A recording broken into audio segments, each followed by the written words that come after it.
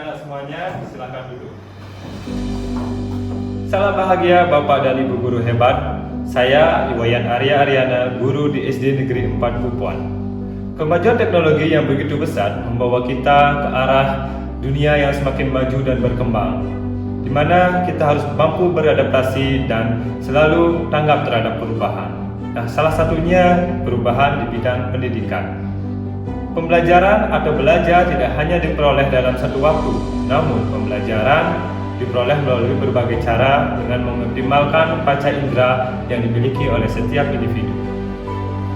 Pada awalnya, saya juga sebagai seorang guru belajar tentang bagaimana mengondisikan siswa terhadap perkembangan zaman yang begitu pesat. Banyak sekali hal-hal yang dapat mempengaruhi pembelajaran, terutama dalam kegiatan belajar di kelas.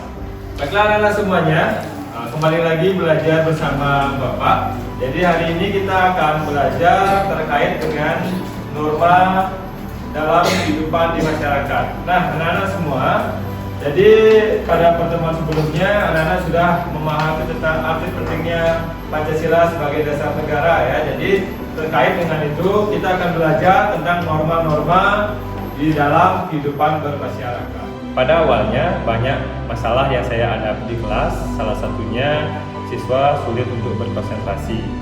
Selain itu siswa juga kurang fokus dalam pembelajaran, mungkin karena disebabkan banyak faktor. Salah satunya hal yang paling sering banyak siswa yang bahkan tidur di kelas. Nah, dalam hal ini anak-anak mengalami kesulitan belajar, bahkan memahami apa yang dipelajari, apalagi untuk memahami materi yang cukup padat seperti pendidikan Pancasila. Menjawab asesmen awal yang akan Bapak Guru bagikan, jadi dijawab secara mandiri ya. Silakan.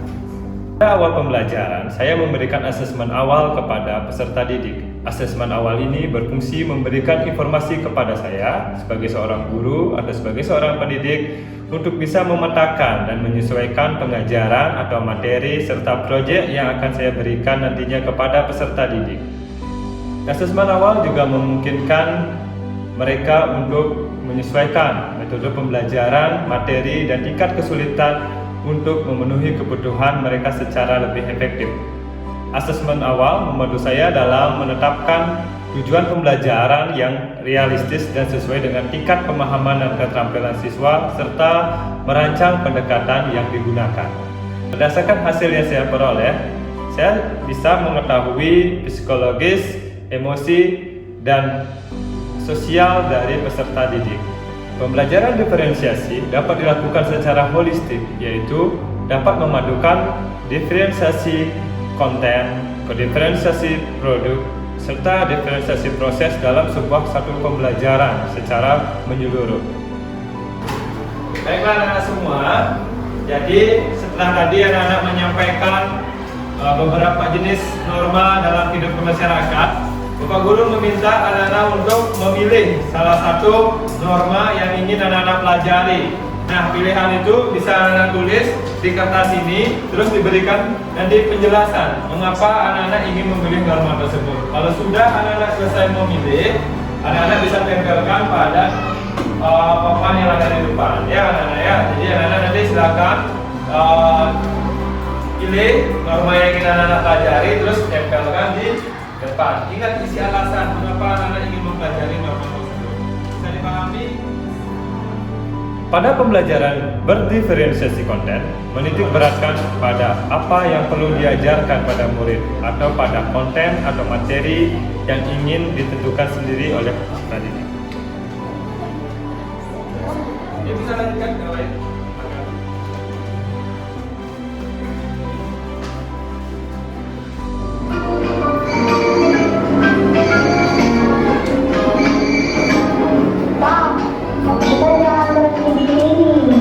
Kita berhenti di sana saja. Ada rambu-rambu di luar berhentinya, Pak. Kelompoknya akan Guru bentuk berdasarkan norma yang anak-anak pilih. Jadi yang memilih norma agama nanti duduknya berkelompok dengan norma agama. Yang memilih norma hukum, jadi kelompoknya bersama hukum dan seterusnya anak-anak ya. Bisa dipahami? Bisa. Baiklah, kita akan bentuk kelompoknya. Silakan anak-anak berdiri semua.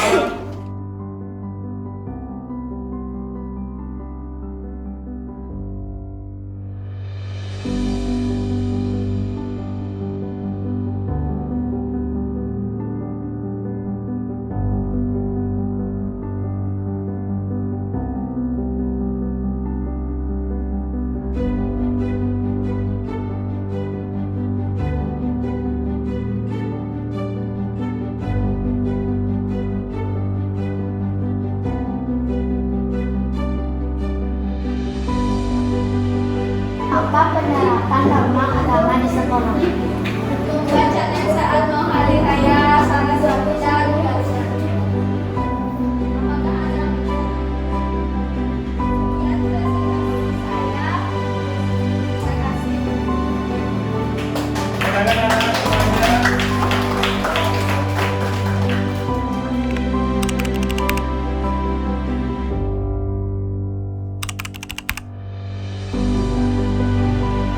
Perasaan saya senang. Setelah saya belajar, tadi saya mendapatkan kelompok baru yang sangat menyenangkan.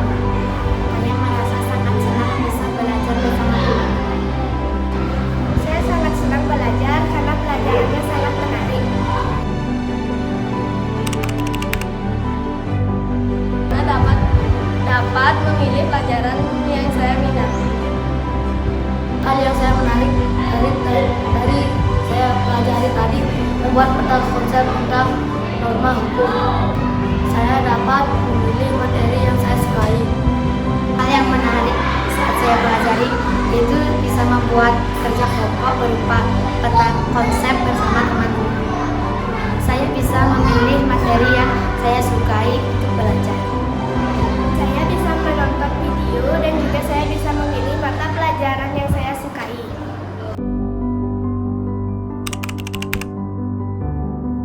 Kekurangan dari pelajaran tadi adalah waktunya singkat. Saya masih senang belajar.